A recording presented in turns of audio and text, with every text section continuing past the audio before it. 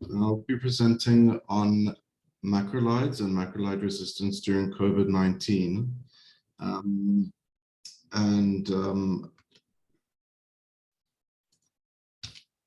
I'll start off with a bit of background around the macrolides, and then discuss some of the resistant mechanisms, how resistance develops in macrolides, some resistance epidemiology.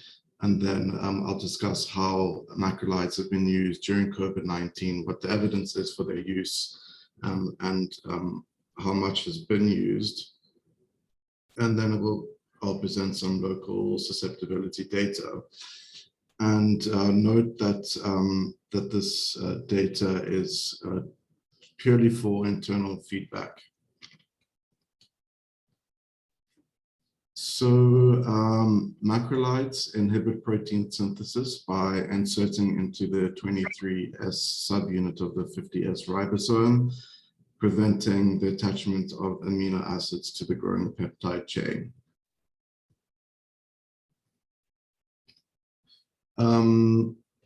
So erythromycin is the prototype macrolide.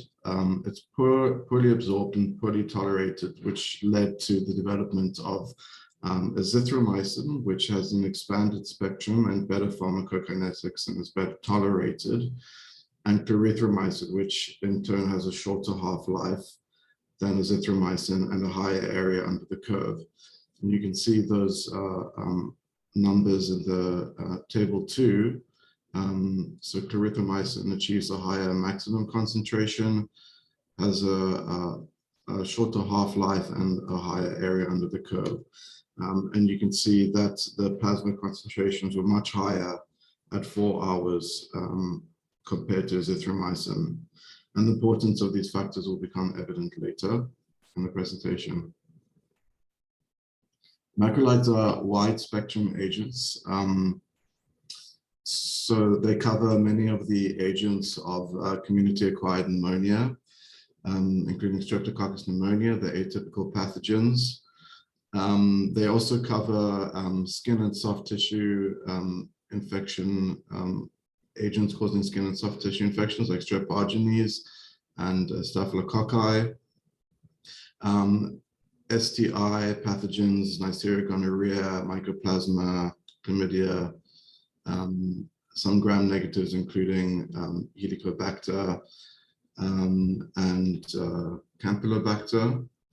And this has led to their inclusion in many guidelines for syndromic empirical treatment of community-acquired pneumonia. I'll discuss that in more detail. And they're also included in guidelines for empirical treatment of STIs. And they're included in as alternatives to penicillin and penicillin allergic patients in upper respiratory tract infections, skin and soft tissue infections, Helicobacter and Helicobacter pylori eradication. The two main mechanisms of resistance. The first is an efflux pump encoded by the NEF gene, and the NEF-A in strep pneumonia is the most important. This is known as the M phenotype, and the nomenclature is quite confusing. This M phenotype leads to moderate level resistance, and the gene can be acquired horizontally through plasmids and transposons. The second type of resistance, the second mechanism of resistance, important mechanism of resistance, is the target site modification or methylation by the ERM genes, and there's ERM-A, ERM-B, and ERM-C, and they're more common in different pathogens. I haven't listed them all, but ERM-B is commonly found in Streptococcus pneumonia in addition to MEF-A. And the ERM genes, as I mentioned, they methylate the attachment sites of the macrolide antibiotic and blocking its attachment. And this leads to the MLSB phenotype due to cross-resistance with clindamycin and streptogramin B. And and the resistance is usually high level, and acquisition of the genes is also horizontal. So there's almost complete cross-resistance between the different agents within the class. The most important organisms to monitor for resistance are Streptococcus pneumoniae, Strep pyogenes, which I'm not going to discuss in too much detail, and also normal flora, which sort of represents the resistome of individuals or population. So Streptococcus pneumoniae susceptibility rates show high regional and institutional variability, and also fluctuating trends over time. As mentioned, resistance can be mediated by either the MEF-A or MB genes, or by both, up to 25%. So globally, there's a wide variety of wide variability. Resistance rates are very high in Japan, lower in Europe and the US. In South Africa in 1996, they were reported at 3%. In 2020, up to 6%. This shows how there's variation within a region. So in the US, between 0% up to 50% in some areas. And this is the South African data from 2019 and 2020, which is unpublished and provided courtesy of Susan Meyering from Germs SA. And the rates of resistance are between 0 and 13%, depending on the province. And the trend between 2019 and 2020 was mainly a reduction in resistance rates in the Western Cape from 8% to 6%. So how does macrolide resistance emerge? In this study, volunteers were given either azithromycin, clarithromycin, or placebo, and then were swabbed at different time points to detect carriage of macrolide-resistant streptococci. And what they found was that resistance rates tripled by 8 days in the macrolide groups. But the resistance rates were actually higher in the azithromycin group compared to the clarithromycin group. And this discrepancy is explained by the concept of the mutant prevention concentration, or MPC, and the mutant selection window.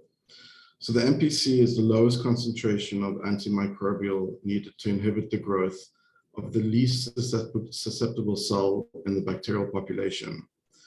And the mutant selection window is the concentration range between the MIC and the MPC.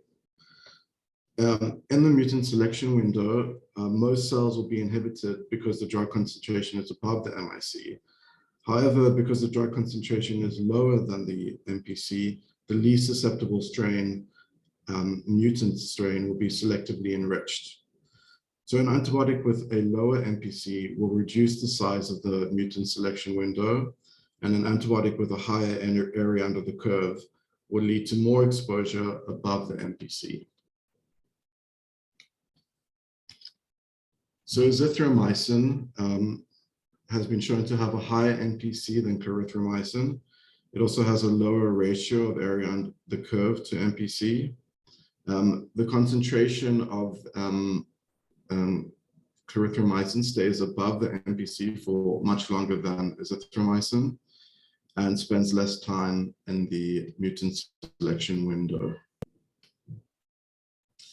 And this just summarizes the various factors that lead to emergence of macrolide resistance by selection of resistant mutant subpopulations, by azithromycin, which has a longer half-life, has lower values of area under the curve to mutant prevention concentration, and persists inside the mutant selection window for longer.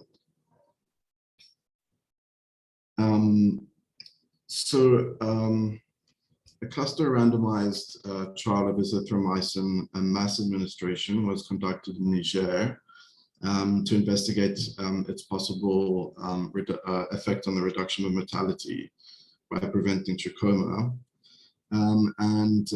Nasal swabs for Streptococcus pneumonia were taken from participants in both arms at 24 months. And the rates of azithromycin resistance were much higher in the azithromycin group compared to the placebo group. And that's just showing how resistance can develop within patients or be acquired within patients. In a sub-study of this cluster randomized trial,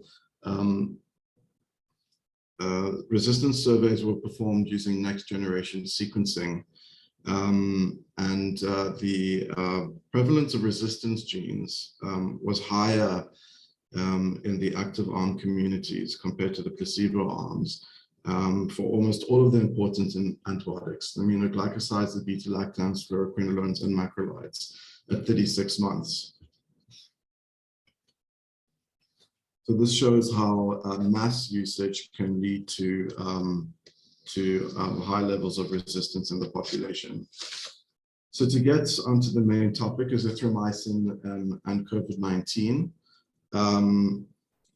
Usage, macrolides were used off-label. Azithromycin specifically was used off-label as prophylaxis or therapeutically in the absence of other definitive treatments for COVID-19. And this was because azithromycin was thought to have immunomodulatory effects. And there was some preliminary data to support its use. And also, the second reason azithromycin is given and has been given for COVID-19 is to treat suspected bacterial infections. And this is the Western Cape guidelines suggesting ceftriaxone and azithromycin for 3 days.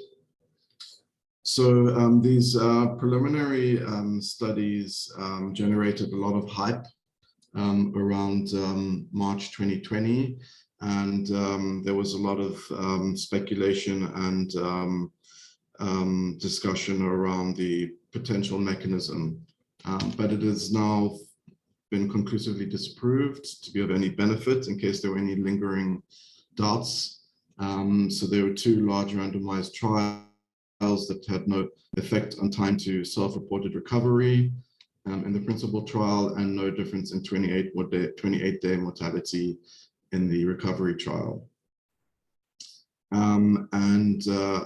This has led to the emphatic recommendation that azithromycin not be used for COVID-19 outside of the treatment of suspected bacterial co-infection. And why give macrolides then?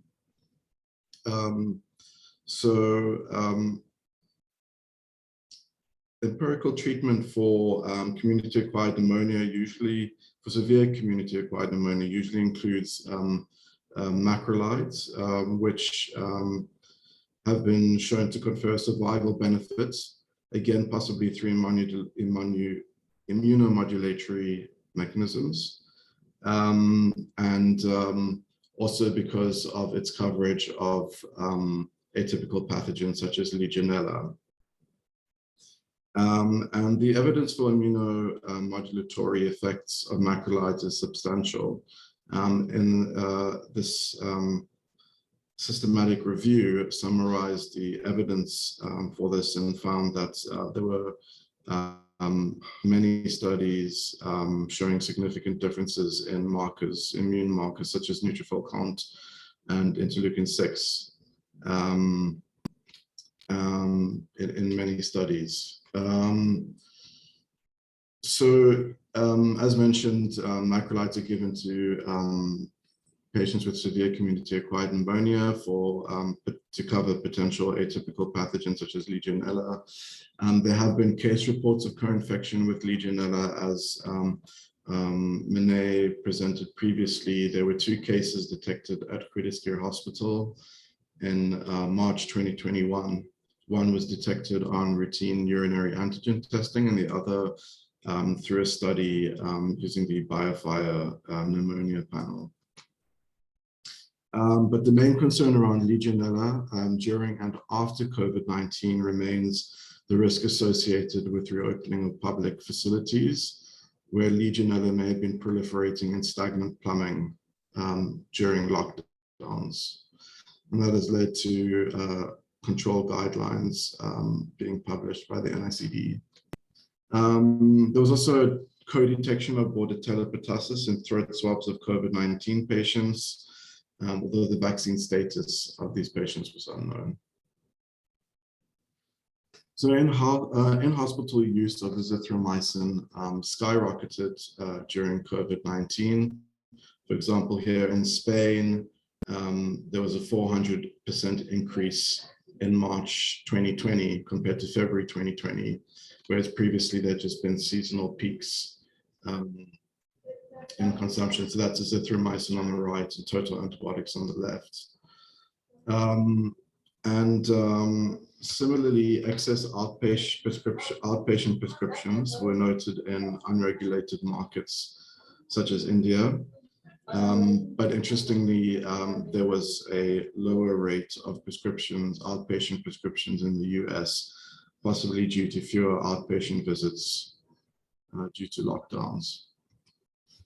So locally, these are data provided courtesy of Vani Naker at the pharmacy, courtesy of pharmacy. And this shows a dramatic increase of macrolide usage, an increase of 80% in 2020, in the 2020 financial year compared to 2019. And you can see as azithromycin availability decreased in blue, the hospital switched to clarithromycin.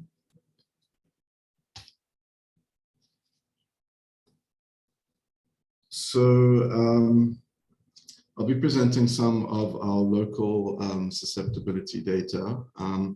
This is from the NHLS Laboratory Information System. I extracted data from October 2015 to October 2021. Erythromycin is used as a marker of macrolide resistance. As mentioned, there's complete cross resistance between within the class. And susceptibility was performed either by disk diffusion or the Vitek-2. I've included all age groups and all facilities and deduplicated by patient, organism, and antibiogram. And this is for internal feedback. So looking at all sample types, strep pneumonia from all sample types, of which over the 6-year period, there were 2,139 isolates. And there's been some fluctuation in susceptibility trends, but they have remained above 80% over the years. When limiting these results to invasive isolates, the resistance rates have remained pretty stable, above 90%. And this is in agreement with the data I presented earlier. But now when we look specifically at respiratory samples, the trend appears to be relatively stable, but then there's a signal here in 2021 with a drop in susceptibility. And then if we look specifically at tracheal aspirates, the signal is actually amplified, so that there was a drop of 90% in 2020 to 64% in 2021. That was not evident in non-tracheal aspirate respiratory isolates.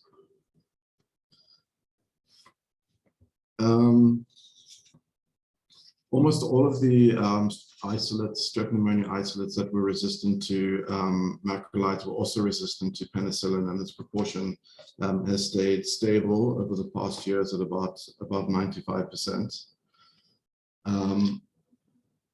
However, which suggested that the the decrease in susceptibility of macrolides that we're observing is actually due to co-resistance with penicillin. And indeed, we did see a drop in penicillin susceptible isolates in 2021. However, within those penicillin resistant isolates or penicillin non-susceptible isolates, there was a definite decline in macrolide susceptibility between 20 and 21, suggesting that the macrolide resistant was independent of the penicillin non-susceptibility. And we know that selection of resistance can occur within patients. So to investigate this, I determined the number of patients with consecutive strep pneumonia isolates who developed or whose second isolate was resistant. So first isolate was susceptible and second isolate was resistant. And that didn't turn up much of a signal. There were only 4 patients who, in inverted commas, developed resistance, and that didn't coincide with COVID-19. So I'm aware of time. I just wanted to add that there's a question about whether this macrolide resistance is clonal. Susan provided this data as well. Erythromycin resistance rates differed between the conjugate vaccine serotypes and other serotypes in 2019 and 2020, which suggests that there is an element of clonality, as is known to exist for strep pyogenes. Looking at strep pyogenes very briefly, the macrolide resistance rates are declining steadily over the years, but still remain above 90%, which is much higher than other areas of the world. Rates of streptococci, rates of susceptibility in streptococci, which are possibly representative of the oral flora, appear to be increasing after an earlier decline. There's a slight decline in methicillin sensitive Staph aureus and a upward trend for MRSA. So to summarize, macrolides are not recommended for prophylaxis or treatment of COVID-19 and should be used as per recommendations for severe community-acquired pneumonia where co-infection is suspected. There was a marked increase in macrolide consumption globally and at GSH during COVID-19. Usage of macrolides has been shown to select for resistance. In previous literature. A marked decrease in susceptibility to macrolides was then noted in tracheal aspirates in 2021. Tracheal aspirates are obviously only performed in ventilated patients, representing the sickest patients and therefore those that were likely to have received azithromycin. Obviously, it can't be proven that the 2 data points are related, but we can hypothesize that increased macrolide use may have selected out macrolide-resistant respiratory strains of Streptococcus pneumoniae independently of penicillin non-susceptibility, and also despite the switch to clarithromycin, which has its lower MPC. Of course, we can't rule out that the resistance was driven by use of other antibiotics such as ceftriaxone or other confounders. And these data come with the usual limitations of retrospective laboratory-based data. So to summarize visually, the main findings presented here in relation to the COVID waves in the Western Cape. In the 2020 financial year, there was an 80% increase in macrolide consumption at Groote and in 2021, there was a 3-fold increase in macrolide resistance.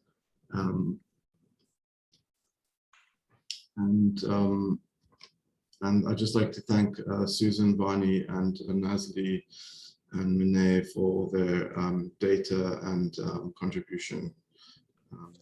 Thank you. Fantastic, Chad. Thanks very much indeed for a really excellent presentation. Please, if you could just stop sharing your screen, and we can have you on screen for some questions. While colleagues are thinking of their questions, maybe I could start off. Can you stop sharing your screen, Chad? That's fantastic. Okay, cool.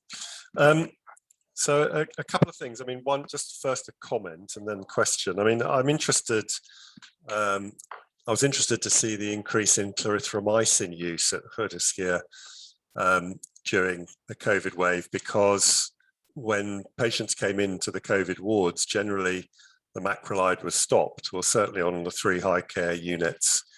And generally ICUs, they wouldn't have got to the ICU before it had stopped. So I'm really interested to see where the clarithromycin was being prescribed. But I mean, that aside, you've shown at a sort of individual and institutional perspective that there's this increase in use and increase in resistance. I mean, what do you think that has at a population level effect in the Western Cape and potentially in South Africa?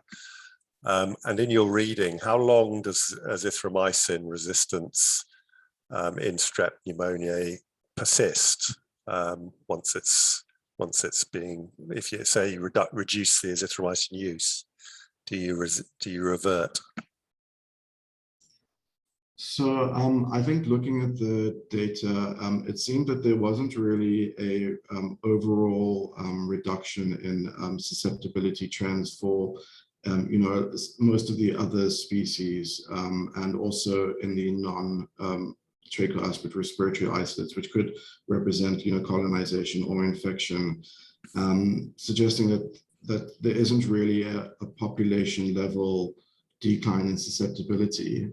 I also looked at coagulase negative staphylococci, and there was no reduction, which would represent skin flora, which we didn't see a reduction.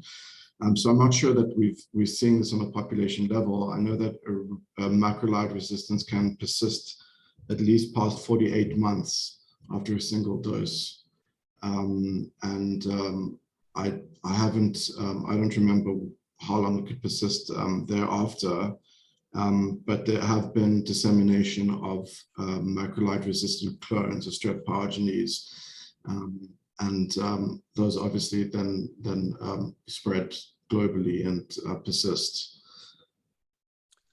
Well, thanks very much. And I mean, you didn't look at other potentially concerning bacteria such as Salmonella typhi, gonorrhea, and others, where azithromycin at a population level would impact greatly. And it would be interesting, because my guess is that azithromycin use was rampant in the community as well in the Western Cape and in South Africa. I see Adrian has his hand up. Adrian. Hi Mark, just a quick comment regarding your question, how long will the resistance continue? Based on work in the US, it relates to the non-vaccine serotype replacement.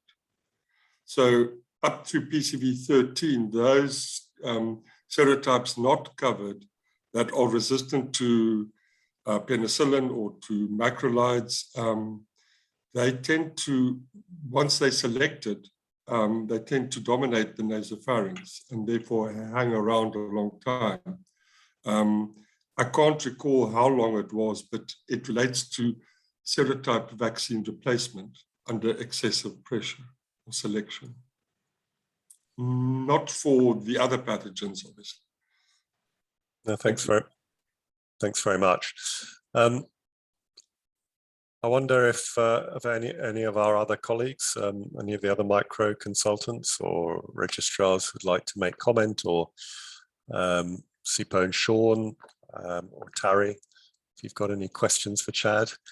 I mean, it was a extremely good, succinct and very pointed and focused presentation, Chad, so you're making it difficult for us. but I don't see any hands. What do you think, Chad? Is there a way of taking this forward? Are you going to, I mean, obviously more waves are going to come. What plans, any plans to monitor this in the coming wave, and then SIPO? Yeah, as you mentioned, it would be good to get more detailed pharmacy data. I'd also like to look at the other antibiotic consumption. And then, obviously, maybe some kind of prospective study, I mean, the thing is that what I presented is not mind-blowing. It's kind of what we expected. So I don't know how much resources we need to, invest in something that we already know, has previously been shown.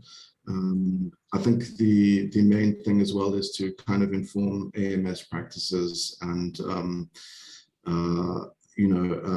really focus on identifying patients with bacterial co-infections who would benefit from the macrolide, and then also maybe driving home, the conclusive evidence against use of azithromycin and other agents in the community. Chad, it'd be really nice to see this in print very rapidly, because it is ammunition to show, it shows in real time, basically over the last couple of years, what actually does happen and the risk. Because not only are you talking, I mean, if it was just azithromycin, but if you're showing azithromycin and penicillin resistance, concomitantly, that's of big concern. So I don't know if there is any plan to write it up, but I think it would be fabulous to see this in SNJ within the month or two. SIPO, last point. Yeah, no, thanks. Thanks, Chad, for very interesting data and the talk. So, I mean, you presented, when you first started out, it looked like our, the resistance in South Africa certainly was on a downward trend, certainly in certain parts of our country compared to the rest of the world. I mean, we're less than 10%, whereas you quoted Japan, the US, all above 30%. And now in the last year, because as you indicated and shown, there was this increased consumption. Now, it would suggest that our MS practices before the pandemic were very good, and we were doing well in terms of reducing this resistance. And my question really is it just consumption and the lack of good AMS during the pandemic that's put us where we are in terms of the resistance, or do you think there are more other factors at play? I know it's very hard, but I mean, that's the real question, right? Yeah, I mean, I didn't, Susan actually shared a slide with me showing how penicillin susceptibility resistance has decreased substantially over like the past, I think it was 10 or more years, and overall in strep pneumonia in the country. So, those trends are, could be explained by vaccine usage. I mean, they're quite long-term trends, so there must be some other factor. It wasn't the sudden implementation of a specific strategy. I mean, certainly, like the results that that I uncovered here are, there's definitely confounders. I mean, there's no real way to prove that the consumption necessarily led to the selection of resistance, but I'm not sure what the other confounding factors are.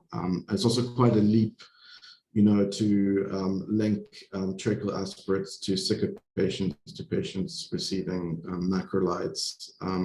So there's a lot of factors. I think I can only just present the data as I found it, and the rest is quite hypothetical. Well, I'd agree with you, Chad, but I mean, tracheal aspirates are only done on ICU patients in general. So, it's probably the patients that did end up on ICU who had come in on azithromycin. I mean, you can't be sure of that without detailing phenotyping the patient, but it's a most plausible explanation. Anyhow, if there are no more questions. I think, Chad, that was fabulous. I mean, really, really interesting to see our data, and thanks so much for putting it together, and to everybody who contributed there. And so, in conclusion,